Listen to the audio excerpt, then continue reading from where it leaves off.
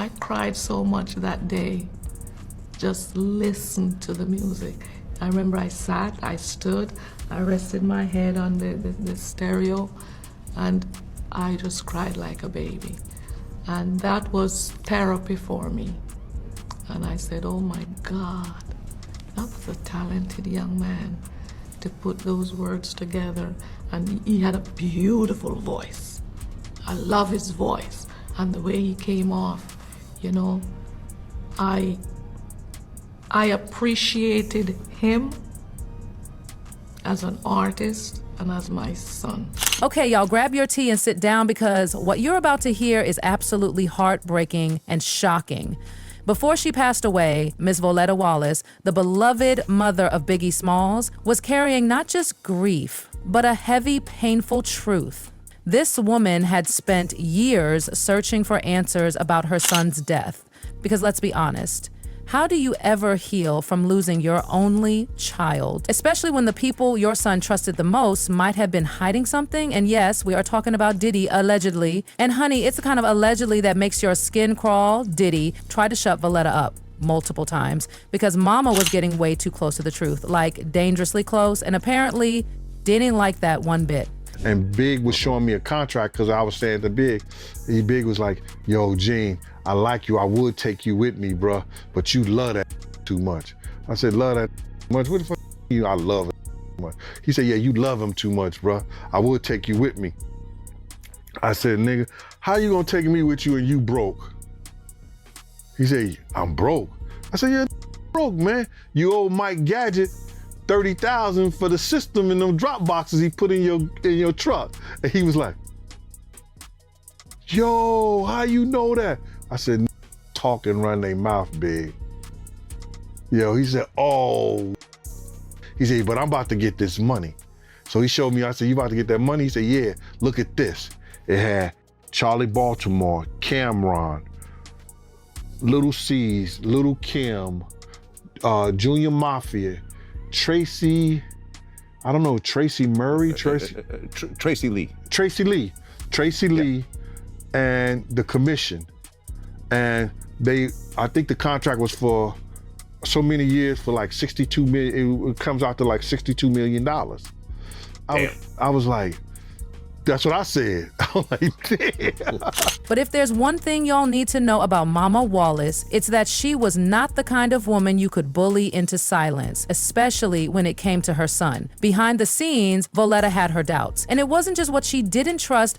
No, there was someone else she always kept her guard up around. Faith Evans. Yes, the same Faith who was married to Biggie. The same Faith who cried on stages, dropped albums, and painted herself as the heartbroken widow. But behind the curtain, Voletta allegedly never truly trusted her. You married Biggie when you wanted Tupac. That's hilarious. You wanted Grammys, but you settled for ghostwriting for a whore like Mary J. Blige.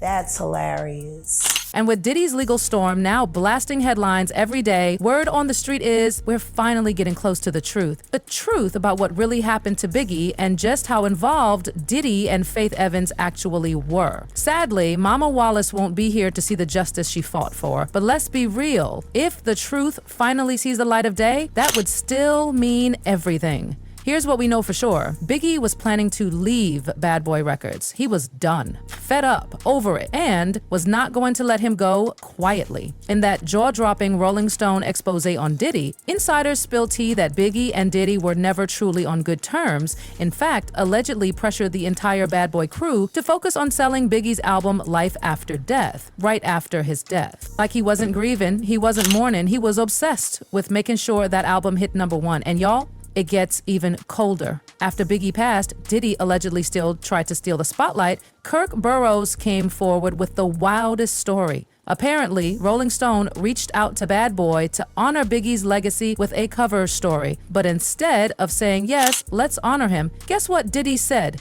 No, he's dead. I'm dropping my album No Way Out in July. I need to be on the cover. And that's how Diddy, not Biggie, ended up on the cover of Rolling Stone in 1997 with the headline, Puff Daddy, the new king of hip hop. Y'all, the audacity. The article didn't stop there. 2 years after that cover dropped, Biggie's death made them money. He told Rolling Stone, I think his passing added to the fame. He even admitted that at least 2 million of the 5 million copies sold of No Way Out were because of Biggie's death. That's not grief, that's exploitation.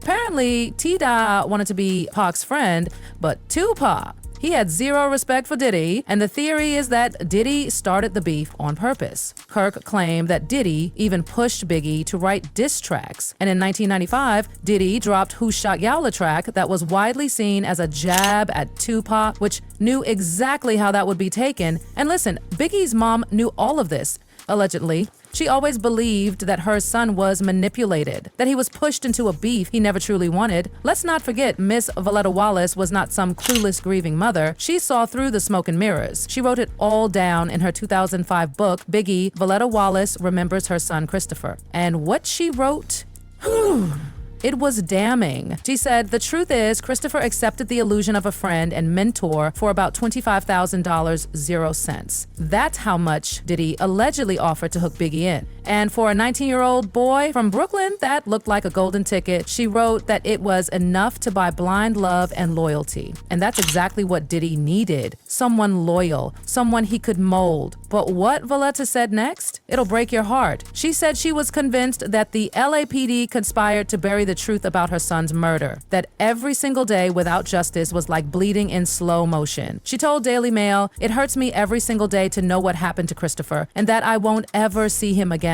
She spoke for her family too. His sister Tiana was grieving. The whole family had been in mourning for years. And according to Voletta, it never got easier. It only got heavier. She said, it's the worst pain in the world, one that I wouldn't wish upon my worst enemy. Her baby was taken at just 24 years old, and that pain never left her. She even said she hated the anniversary of his death. They did the tributes, because while the world remembered Biggie, she remembered his smile, his voice, and she'd never get either of those back. And you want to know the wildest part? She knew who did it. In her heart, she knew. But she said the LAPD refused to act.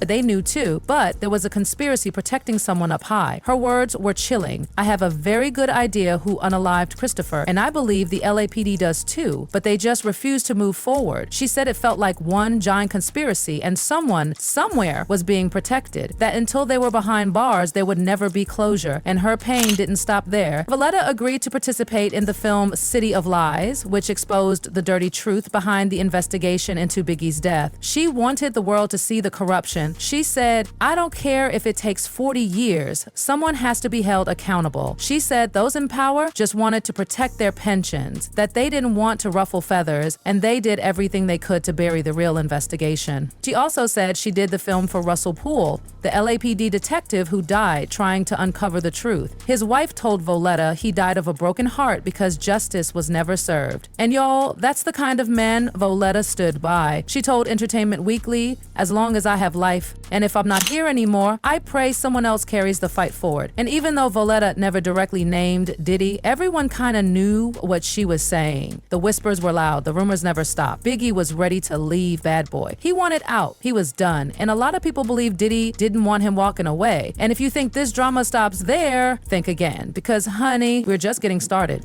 So my whole thing about it is that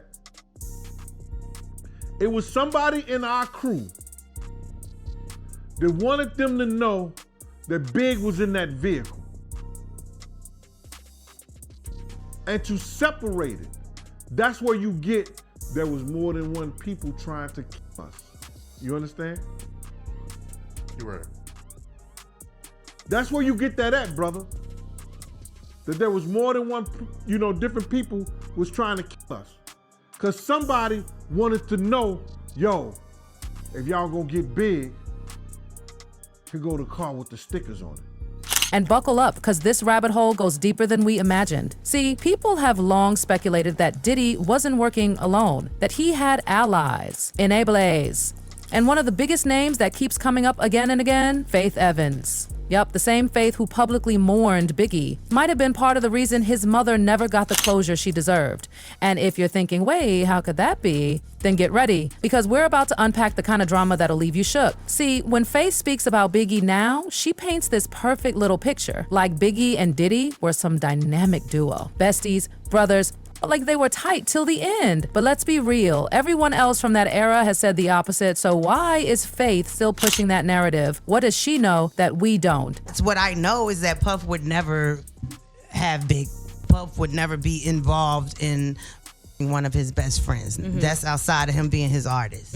You know what I'm saying? That was like, you know, their relationship was something that I don't have that relationship with Puff. So, you know, that's never been something that And it gets even messier. Enter Jaguar Wright. Now y'all know when Jaguar speaks, she doesn't hold anything back. And in this case, Jaguar shit came all the way for Faith. According to Jaguar, Faith Evans was never truly in love with Biggie, not like she wanted us to believe. Nope, Jaguar said Faith's heart was with Tupac the entire time. Yes, you heard that right. Faith may have married Biggie, but apparently her heart, and some say her body, belonged to Pac. Jaguar claimed that Faith and Tupac were hooking up during the same time she was with Biggie, and y'all, she didn't stop there. According to her, Faith didn't even know who the father of her baby was, because she was allegedly messing with both of them at the same time, Tupac and Biggie. And then Jaguar dropped the ultimate bombshell. She said 2 death row employees allegedly caught Faith and Tupac in the studio together, doing the deed, in the booth, with pictures, yes, pictures. Can you imagine being Biggie's mom, Voletta Wallace, watching that betrayal unfold in the media, hearing those whispers, watching people protect the same folks who might have betrayed her son? It had to be soul-crushing. And guess what? Jaguar said what we're all thinking. Mama Wallace would have probably chosen Little Kim as her daughter-in-law over Faith any day, because allegedly she knew Faith was playing both sides, that Faith was working against Biggie, not for him. Now, whether Voletta ever confronted Faith about this, we don't know for sure. But let's be clear, Voletta knew her son didn't just pass away. She believed with everything in her that Biggie was taken. And if it's true that Biggie tried to silence her and that's why she couldn't name names, then this is darker than any of us imagined. And you better believe with Diggie's trial now catching fire, this mess could explode in court, all of it. Voletta's statements, the studio rumors, the manipulation, the alleged betrayal, every single thread might finally unravel. And when it does, the music industry won't know what hit it. Because this isn't just some family feud. This is about a mother's love, about a legacy, about truth being buried under money, power, and celebrity. Miss Voletta Wallace fought with everything she had to uncover the truth. She went against the LAPD, against everyone who wanted her to let it go. And she never did. She died holding on to the hope that one day, the truth about Biggie's death would come out. That someone would finally say what we've all been whispering for years. That maybe, just maybe, Biggie's killer was someone close. That maybe the very people who hugged Voletta at memorials were hiding secrets in plain sight. And if Faith Evans was one of them, if she knew what happened and said nothing, then y'all, this is a betrayal that cuts deeper than anything. So now the question is, how far does this go? What did Diddy allegedly do to keep this under wraps? What did Faith really see? And why has she stood by Diddy all these years? Was it loyalty, fear, guilt? Or was she protecting herself? Because if what Jaguar Wright said is even half true, Faith's role in this story isn't just grieving widow, it's accomplice. And trust, this trial might be the first time we finally hear those names said out loud in court, under oath. And if that day comes, you already know, Voletta Wallace will be watching from the heavens. And for the first time since losing her son, she might finally get a taste of justice. But until then, we remember what she said. We hold on to her words. We fight for the truth like she did. Because Biggie wasn't just a rapper. He was a son, a father, a legend. And legends don't die in silence.